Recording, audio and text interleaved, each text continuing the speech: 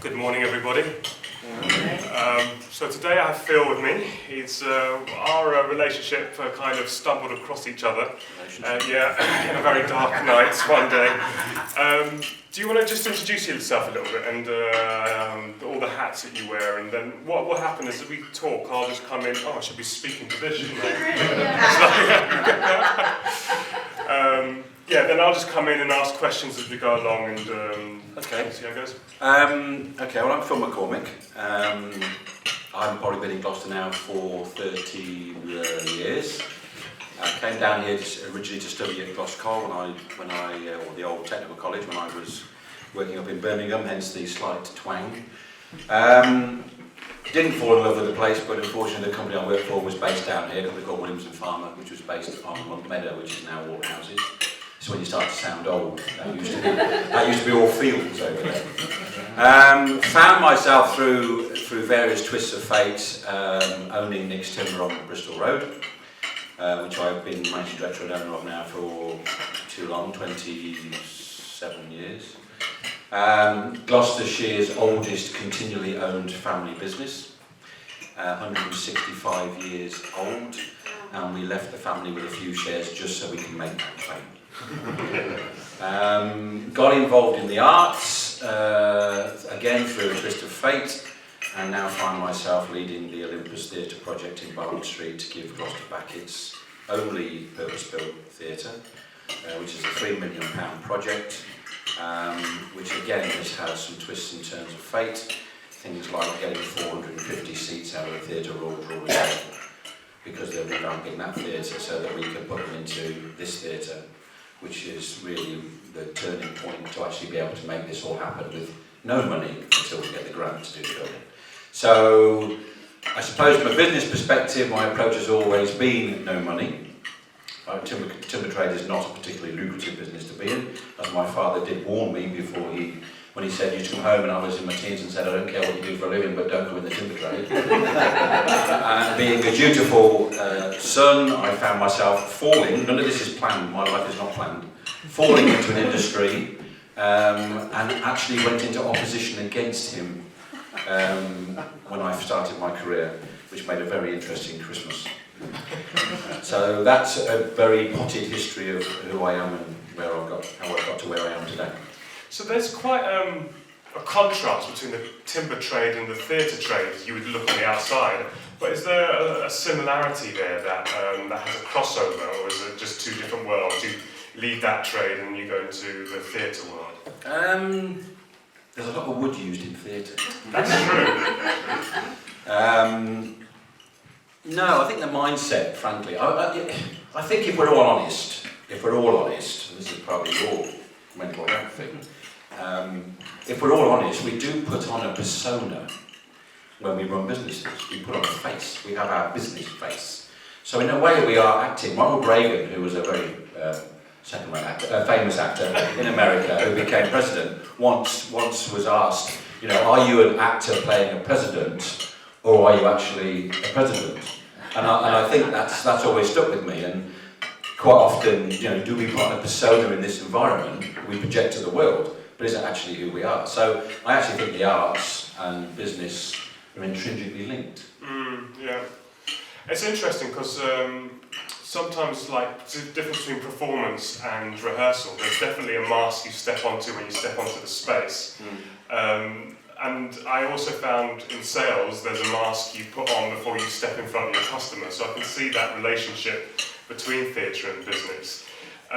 Do you find also that you have to perform a lot in the timber business, that there's a sense of going forward and projecting a performance? I think most of us that did sales courses in our early years, part of that was always role play. So if you take role play as being part of a training process, then it is a performance, isn't it? They're teaching you how to project yourself positively. I think what comes from being directly involved in the arts, and this is again a mental health potential remedy or cure, for want of a better expression, is it builds immense self-confidence. It gives you the ability to communicate. Although I've run shows where we have asked actors who are brilliant on stage to go into the town to sell tickets on the streets in costume and they flatly refuse to do it because they don't feel confident in the street, but they feel very confident on stage. Yeah. And it's this thing about the fourth wall. It's, you know, you can't see the audience, you can't see the white of their eyes. For 12 years I ran the Rococo Gardens Open Air Shakespeare, and if you want to really be an all-round actor, go and act on a sunny summer's evening in front of 550 people where you can see the white of their eyes, and the lady in the front seat has got the script on her lap and she's turning it every time you talk. So it's, I think what the arts bring is just a great route to finding who you are, spotting where your problems are with regards to confidence and self-worth, and because when you put on a show you're very much a family. Sounds very twee, I know, but you are. That having people around you who exude more confidence actually gives you the confidence. And at the end of the run, when you've pulled it off, that's a unique feeling that you feel that you've achieved something. And I think that actually directly impacts in your life. So with theatre, you talk like impacts your life. The conversation I have with you, there's a real passion for theatre, and what you're doing in Gloucester to bring life back into that space that was built there for the community. What does that mean for you today and the community that surrounds the theatre at the moment? I'm not sure if it's a passion for art. I know that sounds really odd when you're building a bloody theatre, but I mean, I don't think it's a passion for art. It certainly isn't a commercial venture, because it's costing me a bloody fortune. So it's not about making money, and I'm not going to end up owning it. We've actually secured the theatre for 99 years in trust on a peppercorn rent. So we've secured it now for the city for the next 100 years, and now we've got over that hurdle. We can go to the Heritage Lottery funding and say we now want the money to put this theatre back together. For me, it's a legacy project. For me, it's about what you leave behind you when you go, and giving something back. And having done art in the city now for 20 odd years on a pretty big scale, I mean, most of the big things that happen in the cathedral, we're behind in some way. I run an organisation called Gloucestershire Arts Council, and that's a resource organisation, so we don't deal with money, we deal with things.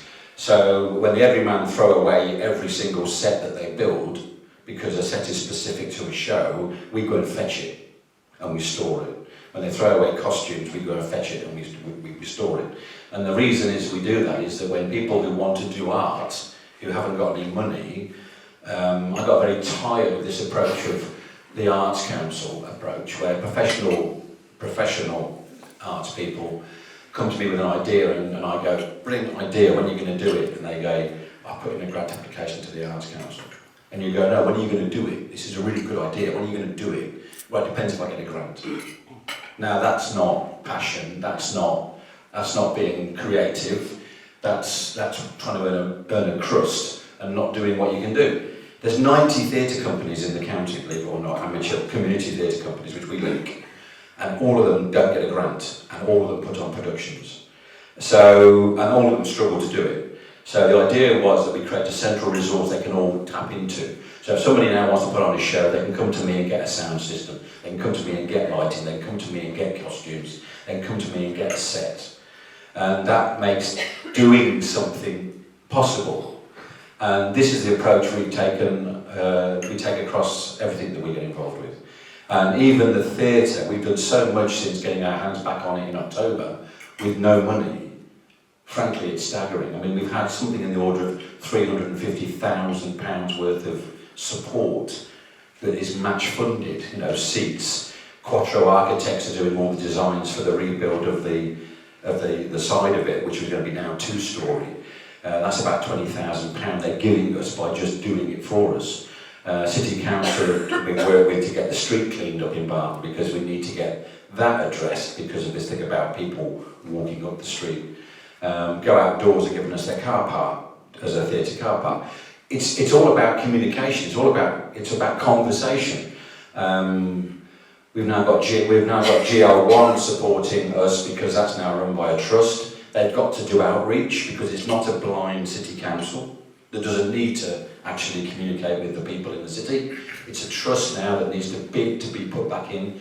They've got to do outreach. The minute you hear that, well, go and engage with them and say you need to outreach, and you know what? I've got some people over here you need to talk to. So we've taken those into GR1, and there'll be some big events on there that we will not pay to use the venue because they need us to be in the venue. It's knowing what needs you need to fill before you walk in the room. It's like any business deal. This is where it overlaps.